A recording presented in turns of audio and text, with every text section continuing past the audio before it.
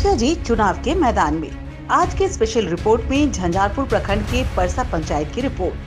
अपने 21 सूत्री घोषणा पत्र के साथ युवा समाज सेवी अमरजीत कुमार चुनाव के मैदान में। 5 नहीं 3 वर्षों में 21 सूत्री घोषणा पत्र को धरातल पर उतारने का जनता से वादा, नहीं तो छोड़ देंगे मुखिया का पद।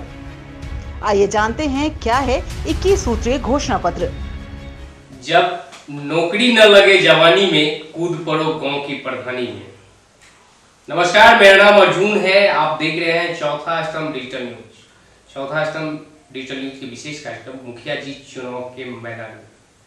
आज के हमारे खास कार्यक्रम में अभी हम पहुंचे हैं झंझारपुर प्रखंड के परसा पंचायत।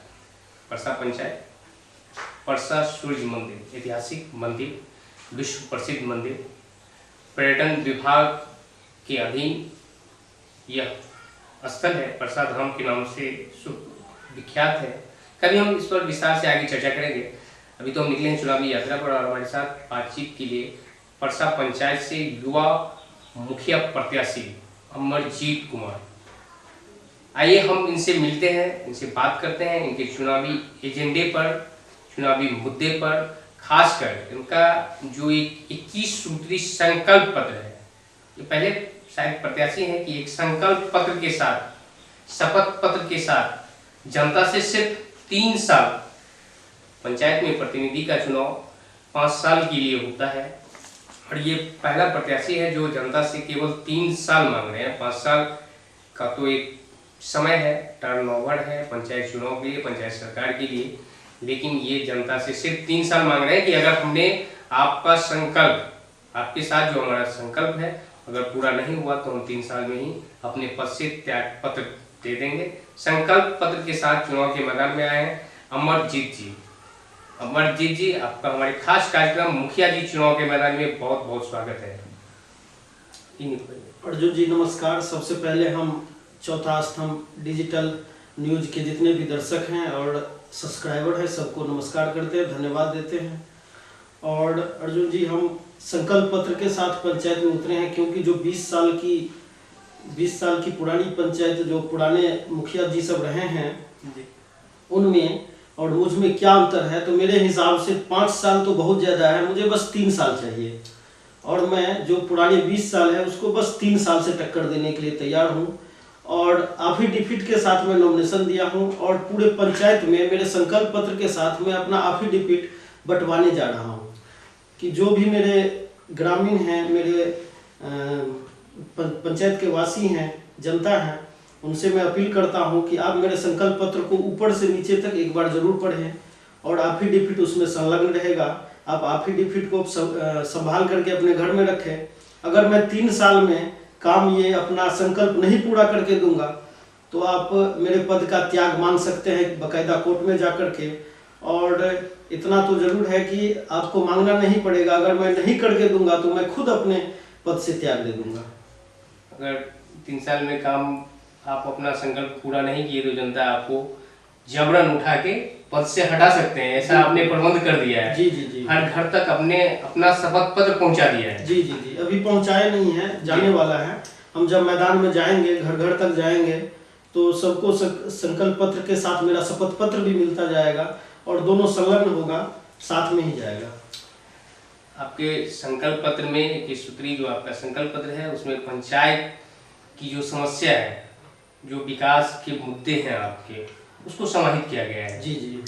हम आपसे बात करेंगे।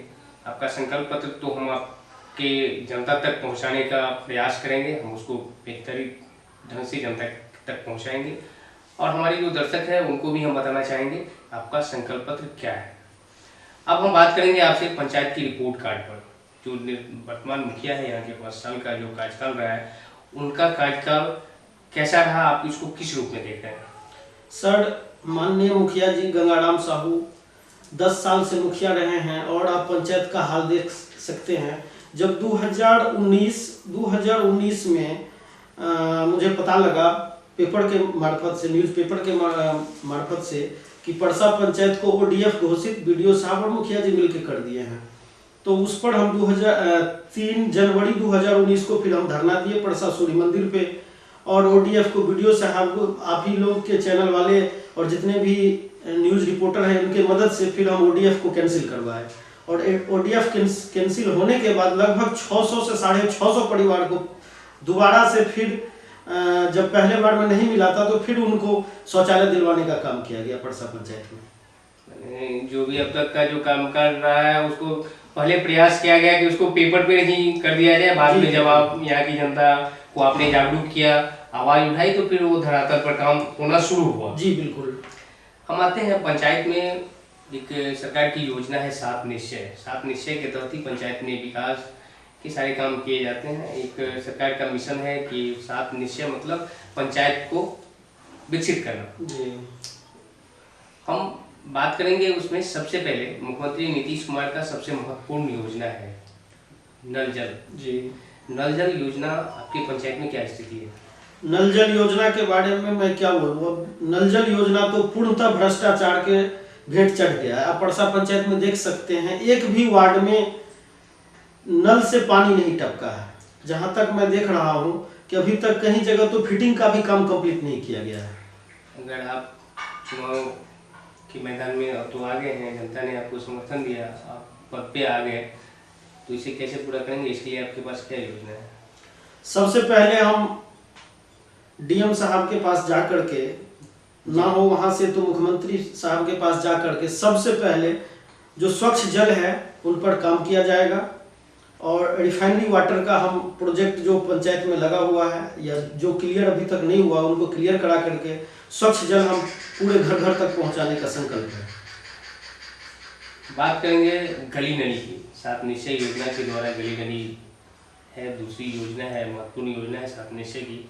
आपकी पंचायत में गली नली का क्या अर्थ है और आप जो अधूरे कार्य हैं उसको कैसे पूरा करेंगे?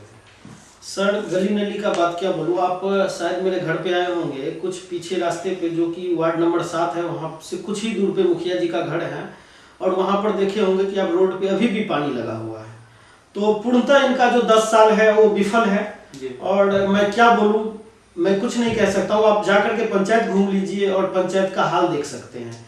कहीं पर भी जितने भी नाली बनी है कोई भी कंप्लीट रूप से काम नहीं कर रहा है। सारे नाली, किसी नाली में ना ढक्कन का काम किया गया है। कल परसों का बात है, हम गए थे वार्ड नंबर 5 में, देखे राम मिसर के घर के बगल में एक जानवर गिर गया था नाला में। वहां पर ग्रामीणों के सहयोग से फिर उनको निकाला गया। मुखिया जी को बोला गया कि ढक्कन कब डालेंगे, तो मुखिया जी कहते हैं कि गिट्टी खत्म है, बालू का रेट बहुत बढ़ा हुआ है, अब पैसे भी नहीं है। तो हमने जो ठेकेदार काम किया था उनसे पूछा तो बोला अभी तक तो मेरा पैसा नहीं मिला है, तो हम इसमें ढक्कन कहाँ से डालें। कागज पर योजना पूरी कर दी गई है। जी, कागज पर तो पूरा एकदम आप चेक कर सकते हैं। मैं 2021 के लगभग 2 महीने पहले हम आपको आरटीए से फाइल किए थे, उसमें रिपोर्ट कुछ विलम्ब हो गया, अभी तक आया नहीं। फिर उसके बाद आचार संहिता लग गया तो फिर हम लोग उस पर ध्यान नहीं दिए और पंचायत में हम लोग चुनाव में उतर गए। देखते हैं फिर अगर जनता, परसा के जनता अगर आशीर्वाद देंगे तो देखते हैं कि क्या होता है। और नया 2022 से 2025 जो काम होगा वो किस तरीके से हम करते हैं वो तो देखने वाली बात है। आपने सबसे पहले जब हम आपसे पंचायत के कार्यकाल के बारे में जानना चाहा तो आपने बताया शौचालय स्वच्छता के बारे में कि पेपर पर इसको ओडीएफ घोषित किया जा रहा था। जी, वर्तमान में हो गया था सर, कर दिया गया था। वर्तमान में आपके पहल से जो फिर नए सिरे से शौचालय का निर्माण हुआ है, जी, तो क्या आपको लग रहा है कि अब आपका पंचायत ओडीएफ घोषित हो चुका है?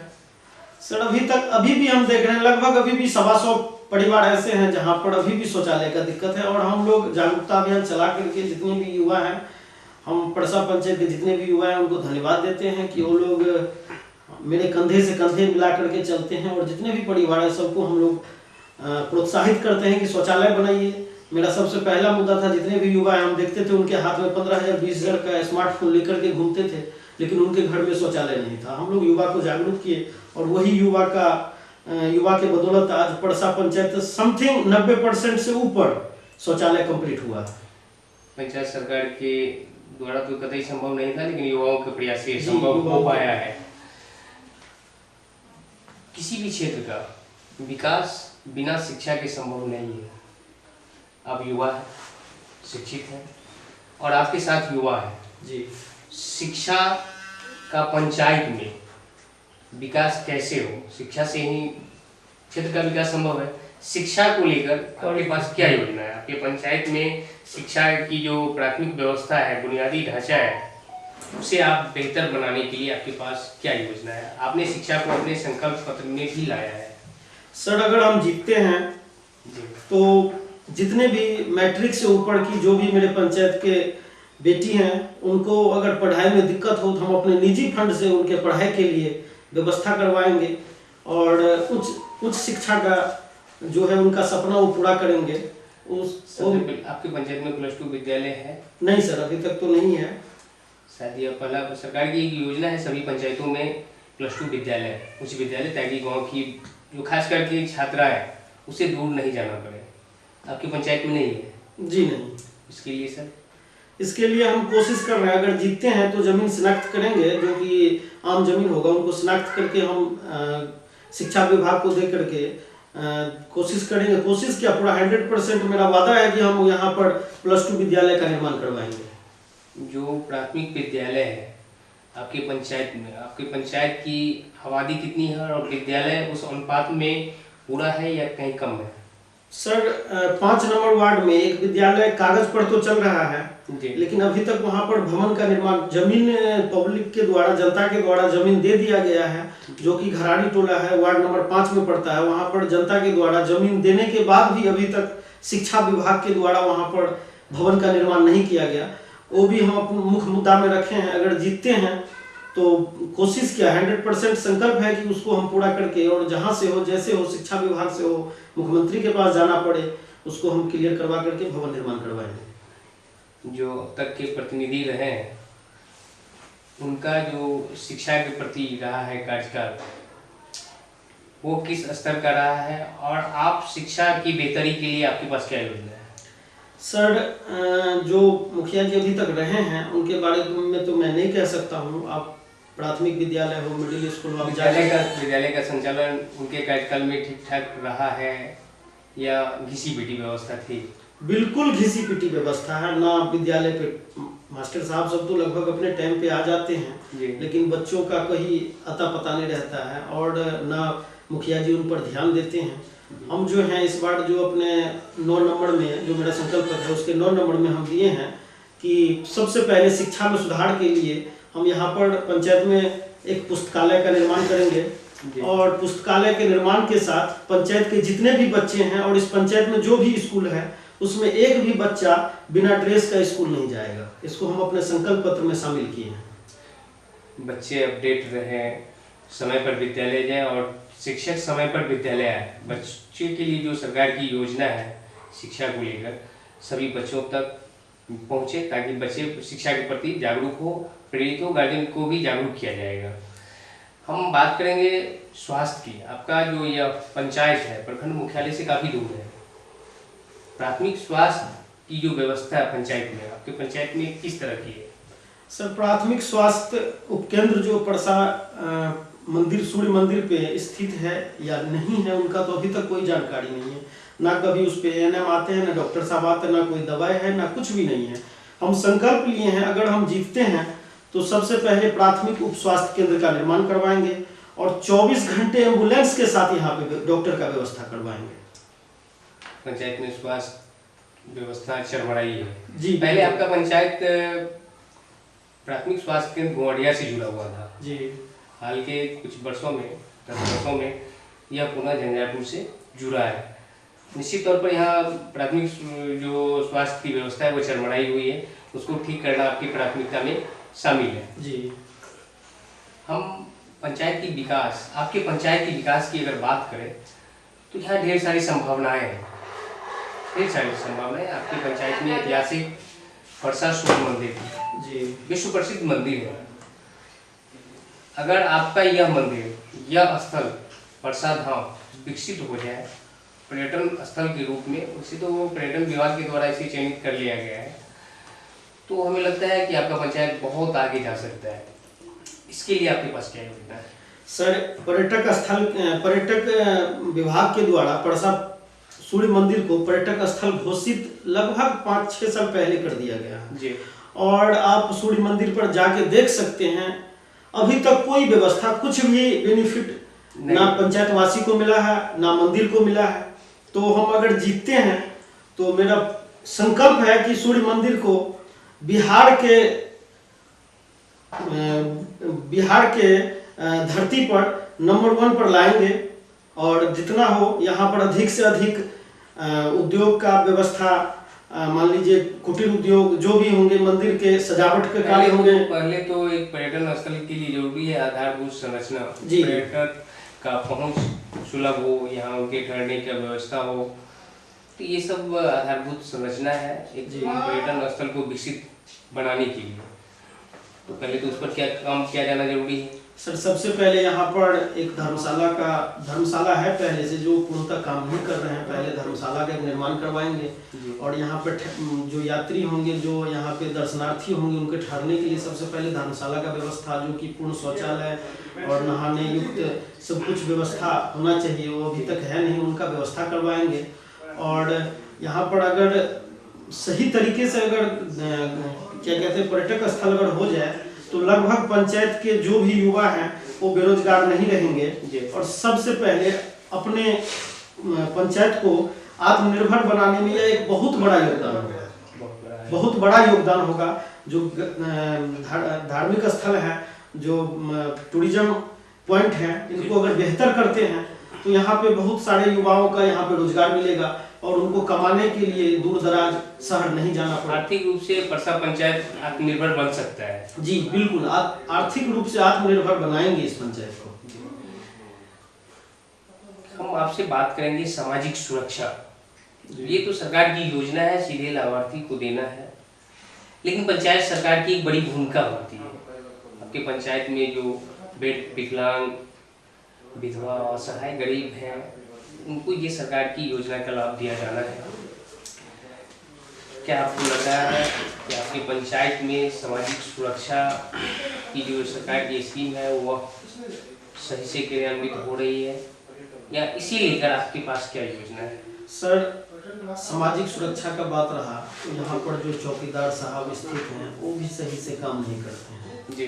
तो हम अगर जीतते हैं तो डीएसपी साहब, एसपी साहब, उनसे कह करके यहाँ पर सबसे पहले जो चौकीदार साहब उनको पूर्णतः जो उनका एक काम करने का तरीका है उनको बतलाया जाएगा कि आपका काम करने का ये तरीका और आपको इस तरीके से काम करना है। और संकल्प नंबर 17 में हम संकल्प लिए हैं कि पूरे पंचायत को सीसीटीवी से, हम उस पर आगे बात करेंगे। मॉडल पंचायत, आदर्श पंचायत की जो अभी हम सामाजिक सुरक्षा की बात करेंगे, पेंशन योजना। जी, पेंशन योजना में सर हम विकलांग पेंशन का 90 दिनों का समय लिए हैं कि जितने भी परसा पंचायत में विकलांग हैं उनको हम 90 दिनों के अंदर विकलांग पेंशन योजना का लाभ दिलवाएंगे। और विधवाओं के लिए 90 दिनों का हम समय लिए हैं कि विधवाओं को 90 दिनों के अंदर विधवा पेंशन योजना का लाभ दिलवाएंगे। और जो भी बुजुर्ग हैं, वृद्ध हैं, उनको हम मात्र 60 दिन का टाइम लिए हैं कि पूरे पंचायत में जितने भी वृद्ध हैं, महिला या पुरुष, उनको 60 दिनों के भीतर वृद्धा पेंशन योजना का लाभ दिलवाएंगे। सरकार की योजना है आवास योजना, गरीबों के लिए पक्का मकान, छत पर मकान हो। आपको क्या लग रहा है कि आपके पंचायत में सभी लाभुक को इस तरह की योजना की लाभ मिल गई है, या फिर उसमें सही लाभुक तक यह योजना कैसे पहुंचे, उसके लिए आपके पास क्या योजना है? सर, सबसे पहले हम बात करते हैं, ये तो आप मुख्य मुद्दा छोड़ ही दिए थे, आवास योजना में पूर्णतः घोटाला चल रहा है जी। अभी तक जो पुराने मुखिया जी सब थे उसमें सहायक और जो 1-2 दलाल हैं पंचायत में, उनके द्वारा मेरे हिसाब से हर एक किस्त पे 10-10 हजार रुपया लिया जाता है। और ना जो भी आवास योजना की लिस्ट हैं या लाभार्थी सूची है, ना उनको किसी पब्लिक के पास दिखाया जाता था, ना उसको क्या कहते हैं सार्वजनिक किया जाता था। तो हम संकल्प लिए हैं कि अगर मैं जीतता हूँ तो पूर्णतः 1 रुपये की भ्रष्टाचार नहीं होने देंगे आवास योजना में। आवास योजना में दलाली को आप खत्म करने का संकल्प लिया है? संकल्प है मेरा जी, संकल्प है मेरा कि पूर्णतः इसको भ्रष्टाचार मुक्त करवाएगा। और जो भी यहाँ पे कर्मचारी हैं उनको बता देंगे कि आपका जो काम है वो सिर्फ आवास योजना का लाभ दिलवाना है, ना कि दलाली करके पैसा वसूलना है। दलाली को खत्म करने का, बिल्कुल आवास सर। योजना में जो भ्रष्टाचार है दलाली उसको आप खत्म करेंगे, सही लाभुक तक निःशुल्क योजना का लाभ निःशुल्क। पहुंचाएंगे। और जो भी लाभार्थी सूची है उनको हम पंचायत भवन पे चिपका देंगे कि आप लाभार्थी हैं, आप आकर के पढ़ लीजिए। आपका अगर नाम है तो आप डायरेक्ट हमसे मिलिए, जो या सहायक जी होंगे उनका जिम्मा होगा कि आप पंचायत भवन पे बैठिए या गांव में घूम करके आप 1 रुपये बिना दलाली किए हुए लाभार्थी को लाभ दीजिए। मेरा सपना अपने पंचायत को आदर्श और आधुनिक पंचायत बनाना, आदर्श मॉडल के साथ साथ स्मार्ट। इस मॉडल, पहले मॉडल बनाना है, फिर स्मार्ट पंचायत बनाना है। मॉडल पंचायत बनाने के लिए आपके पास क्या योजना है और फिर इसको आप स्मार्ट पंचायत कैसे बनाएंगे। मोदी जी कहते हैं, हमारे देश के प्रधानमंत्री, स्मार्ट सिटी आपने वादा किया है जनता से, स्मार्ट पंचायत, इसके लिए आपके पास क्या क्या योजना है? सर, स्मार्ट पंचायत के लिए सबसे पहले हम पूरे पंचायत को सीसीटीवी युक्त, जो कि अभी तक वाईफाई का वाइड देख सकते हैं पूरे पंचायत में लगा हुआ है और वो काम नहीं कर रहा है, उसको चालू करवाएंगे और पूरे पंचायत में सीसीटीवी कैमरा लगवाएंगे। और उनके लिए फंड, मेरे विरोधी सब अभी भी कहते हैं कि इनके लिए फंड कहाँ से आएगा, तो मैं उनसे कहना चाहता हूँ कि सीसीटीवी कैमरा लगवाने के लिए कहाँ से फंड आएगा वो व्यवस्था अमरजीत कर लेगा, वो आपका चिंता नहीं है। सरकार की तो योजना है, अगर ना भी है तो अमरजीत व्यवस्था कर लेगा, चाहे मुख्यमंत्री के पास जाना पड़े चाहे प्रधानमंत्री के पास जाना पड़े, अमरजीत जा करके लेकिन अपने गांव में जो संकल्प लिया है उसको जरूर पूरा करेगा। और मेरे पंचायत में लगभग हम अपने फंड से, अपने निजी कोष से अभी तक लगभग 60 से 70 स्ट्रीट लाइट आप खंभे पर देख सकते हैं हम लगवाए हैं अपने निजी फंड से। और जब गवर्नमेंट का भी, जबकि सरकार की योजना है, जी सरकार की योजना है, हम कुछ दिन पहले न्यूज़पेपर में पढ़े थे कि गवर्नमेंट की तरफ से हर एक वार्ड में अब सोलर लाइट लगाया जाएगा, स्ट्रीट लाइट लगाया जाएगा। तो स्ट्रीट लाइट का पूर्णतः पूरे पंचायत को स्ट्रीट लाइट से जगमगाएंगे। और पंचायत में हम एक अलग जो नया चीज दिए हैं, एक नया चीज ये दिए हैं कि पंचायत में हम सफाई कर्मी का बहाल करवाएंगे। और पंचायत में सफाई कर्मी का बहाल के लिए फंड कहाँ से आए, उनका सैलरी कहाँ से मिलेगा, उसका टेंशन मेरा और मेरा जिम्मेदारी है कि हम कहाँ से लावेंगे, वो मेरा जिम्मेदारी है। और हम अपने पंचायत को पूर्णतः स्वच्छ और साफ सुथरा रखेंगे।